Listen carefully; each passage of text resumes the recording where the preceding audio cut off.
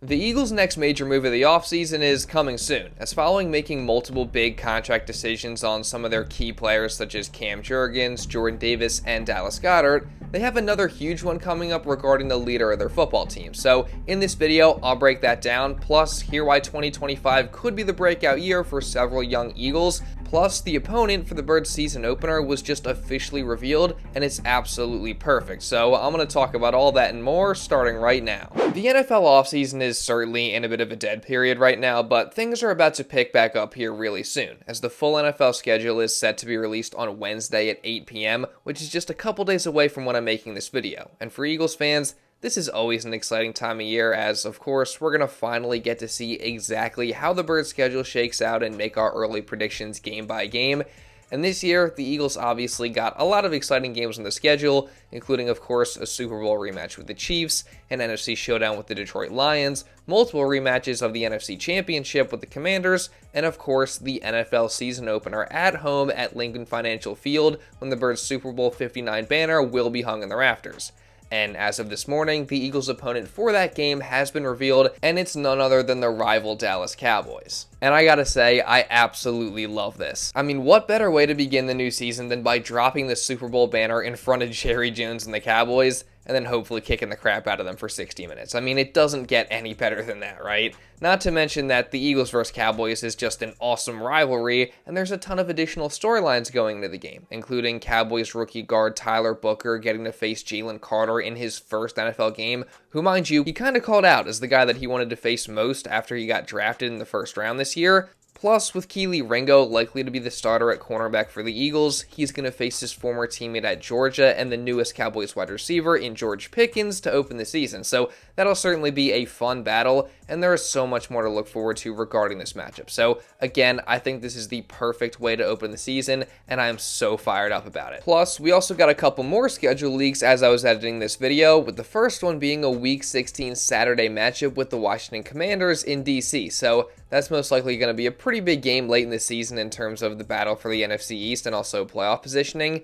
And then on top of that, it was also revealed that the Eagles will face the Chicago Bears at home in Week 13 on Black Friday, so that'll also be a fun game as well right after Thanksgiving. And I'll be going even more in depth on those games once the schedule comes out. And as far as the rest of the schedule goes, again, everything else will be revealed on Wednesday at 8 p.m. So if you don't want to miss any coverage on the schedule reveal or my early predictions, then make sure you guys subscribe and turn on notifications, because trust me, you're not going to want to miss it. Moving on from that though, the schedule release isn't the only thing coming soon for the Birds this offseason, as OTAs and mandatory minicamp are right around the corner, specifically with the first of 6 OTA practices coming on May 27th, and the rest of the sessions occurring on May 28th, May 30th, June 2nd, June 3rd, and June 5th.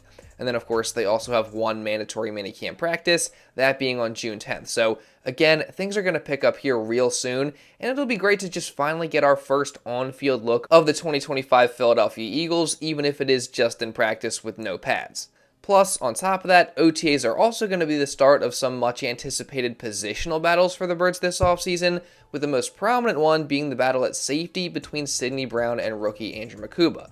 Now, on one hand, Sidney Brown has the clear edge in NFL experience going into his 3rd year, while he also had 1 year playing under defensive coordinator Vic Fangio last year. Plus, his tough, physical, high-energy style of play could certainly be valuable to the Eagles' defense, just assuming he can also learn how to be more disciplined and play a bit more under control. That said, watching Andrew Mukuba's tape at Texas, it's clear that he can do everything at the safety position, whether that's coming down and stopping the run, being sticky in coverage, or taking the football away. Plus, like Sid, Mukuba is also a hard hitter with a physical playing style, so despite the fact that he's a rookie, I'd say he has a very real chance to win that battle and start for the Birds defense in year 1. That said, personally, I would still expect Sidney Brown to easily get the majority of first-team reps during OTAs, simply because Mukuba is obviously a rookie who just got here a few weeks ago. Plus, as we've seen in recent years, this is the approach that the Eagles typically take with their rookies during offseason training, even if they do end up starting. I mean, for example, just last spring, it was mostly Isaiah Rodgers and Kelee Ringo taking first-team reps at corner, but Quinyon Mitchell obviously ended up starting during the season. So, not saying that's what I'm expecting to happen here with Mukuba, but again, I at least do expect Sid to start out taking the majority of first-team reps there, and from there we'll see what happens. And again, I definitely think this is going to be easily one of the most interesting positional battles to watch for the Birds this entire offseason. But now, I do actually want to stay with Sidney Brown for a minute, because if he does manage to win the starting job, then you have to wonder just how good he can be in that role. I mean, like I said, there's a lot to like with Brown, as he's athletic, he's tough, he's physical, and he plays fast and just brings the energy, so he's clearly got potential to become a good player. And that potential has PFF thinking that Sid could be on the verge of a breakout season. As in writer Jonathan Macri's breakdown of each team's top breakout candidate for 2025, he listed none other than Sidney Brown as the choice for the Philadelphia Eagles. As like I said, he pointed out that Sid could have the initial edge over Makuba due to him having more experience, while he also noted that in Sid's one start last year, he made the most of his opportunity, putting up a PFF grade of 92 and coverage grade of 90.4. And I definitely think those are notable points, plus Sid also had an interception in that game that he started, and it's also worth noting that Sid posted an 89.9 PFF grade and an 84.6 coverage grade in 2025, which were 4th and 6th among safeties respectively, albeit that was in a very small sample size.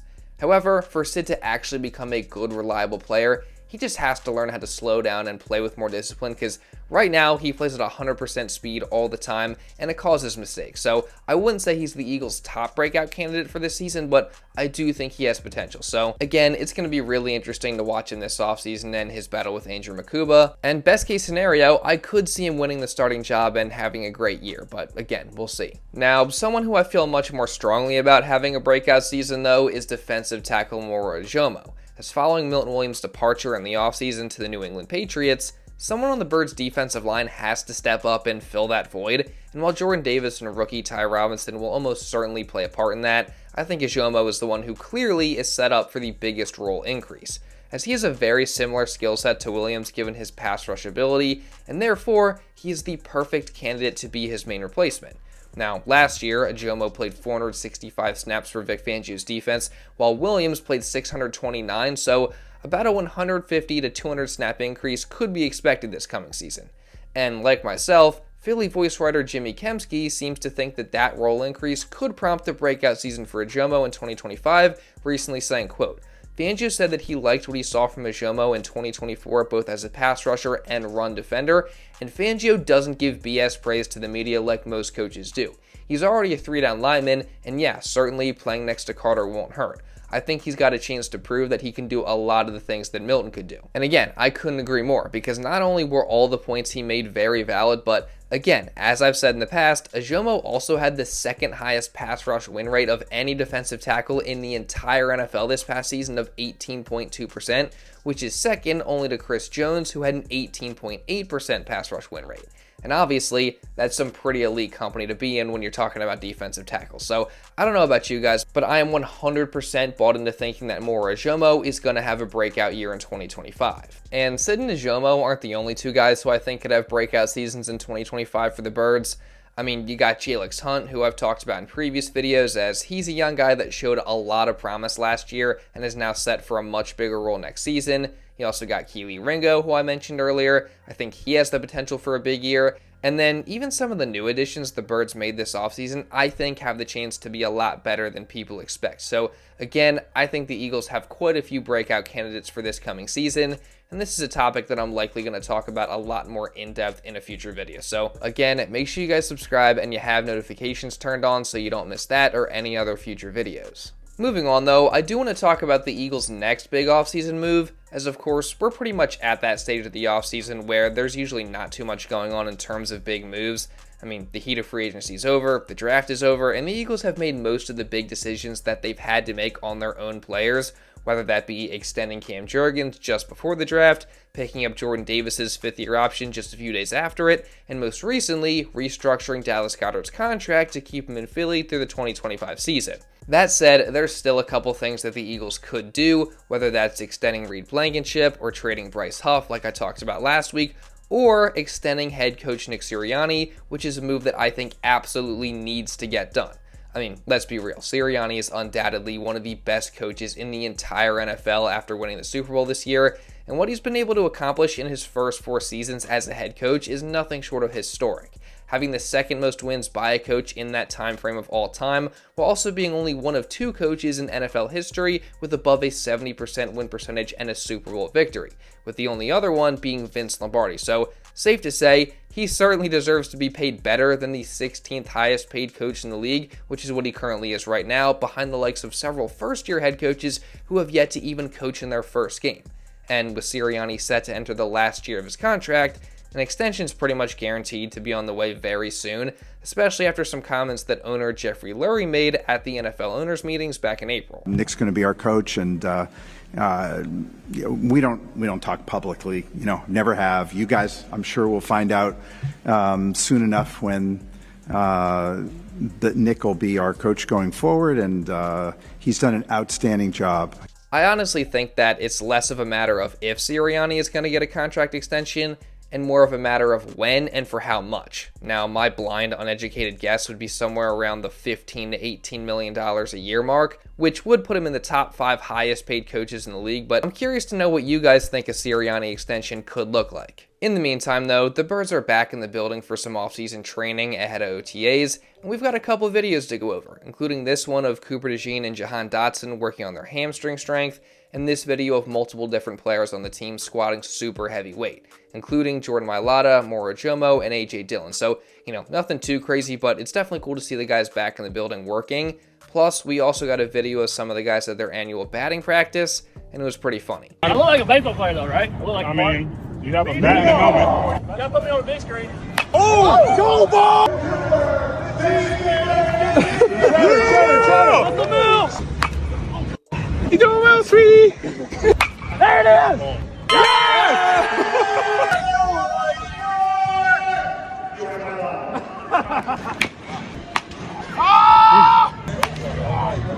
Man, that's kid.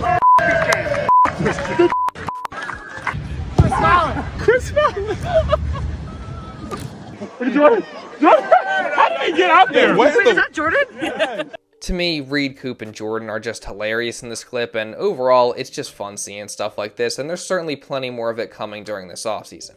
And you guys know that I'm going to be continuing to cover everything for the Eagles this entire offseason, and I also got a pretty big video coming up that I'm super excited about. I've been working on it for the past several days, so that's why I haven't posted since Thursday, but yeah, I'm excited about this video, and I think you guys are going to like it too. So make sure you guys subscribe and you turn on notifications, that way you don't miss anything. And also, if you did enjoy this video, make sure you leave a like and comment down below, because both of those things really do help me out a ton. See if we can get to at least 500 likes today.